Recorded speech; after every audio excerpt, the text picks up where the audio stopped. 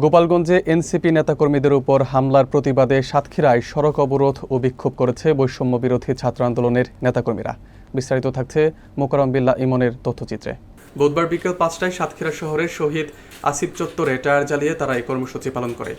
বিক্ষোভস্থল মুখরিত হয়ে ওঠে তুমি কে আমি কে রাজাকার, স্বৈরাচার নিপাত যাক, আওয়ামী লীগের কালো হাত গড়িয়ে দাও, আমার সোনার বাংলায় আওয়ামী লীগের ঠাঁই নাই ইত্যাদি স্লোগানে। বৈষম্য বিরোধী ছাত্র আন্দোলনের সাতক্ষীরা জেলার আহ্বায়ক মোহাম্মদ আরাফাত রহমানের নেতৃত্বে আয়োজিত এই কর্মসূচিতে বক্তব্য দেন সাবেক মুখপাত্র মোহিনী তাবাসসুম, সাবেক সদস্য সচিব সোহাইল মাহাদিন, শিক্ষার্থী নাইম বাবু, রাহাত রাজা, আলিফ, মাহফুজ, নূহ আনসার আলী, আব্দুল আজিজ, আবু হাসান সহ অনেকেই। বক্তারা অভিযোগ করেন প্রশাসনের নীরবতা ও ব্যর্থতায় এই হামলার ঘটনা ঘটেছে। তারা অবিলম্বে হামলাকারীদের গ্রেপ্তার ও দৃষ্টান্তমূলক শাস্তির দাবি জানান।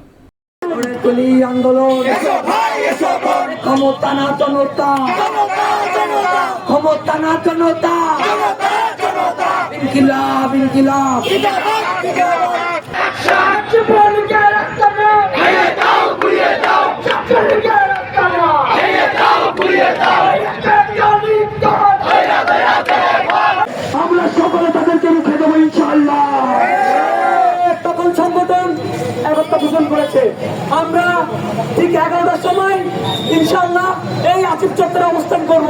এখান থেকে আমরা মিছিল নিয়ে সেই সিবি হাসপাতালে যাব, যেখানে 24 জুলাইতে আমাদের উপরে বর্বর হামলা করেছিল সাতক্ষীরার স্বেচ্ছাসেবক লীগ এবং যুবলীগ। আমরা তাদের বিচারের জন্য সেখানে অবস্থান করব। একই সাথে আমরা তারা কিভাবে হামলা করেছিল একটা নাটিকার মাধ্যমে উপস্থাপন করব।